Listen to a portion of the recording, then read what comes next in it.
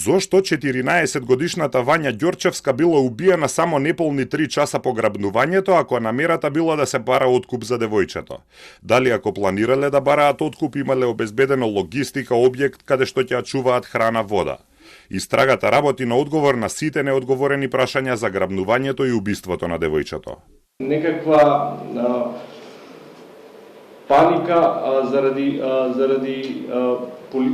тоа што веќе јавноста била во тој момент целосно ангажирана околу побарувањето на детето и едниот од нив решил во тој момент дека парите ќе ги бараат дури покасно откако ќе помине целата оваа ситуација и затоа решава во тој момент тоа дете да го ликвидира. Тоа е според она што и го имаме од нивните искази и затоа се уште ги немаме прибрано сите информации што можеме до крај за да ви го објасниме овој, затоа што и за нас е малце нејасно.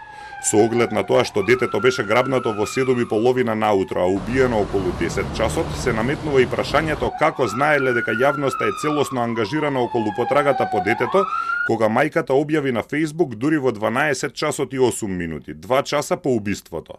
Детето било грабнато во 7:30, а убиено околу 10 часот наутро во атарот на скопското село Бразда.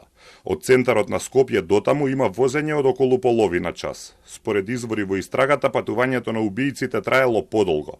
Во меѓувреме застанале на бензинска да наполнат бензин во канта со кој подоцна го запалиле украденото возило од претходно убиениот Панче Жежовски.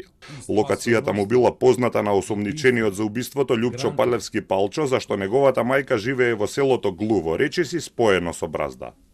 Дополнително се наметнува и прашањето дали на убиецот што ладнокрвно ликвидирал дете откако 5 дена претходно убил друг човек, ова му се први убиства во животот или раката не му затреперила зашто ова го правел и претходно.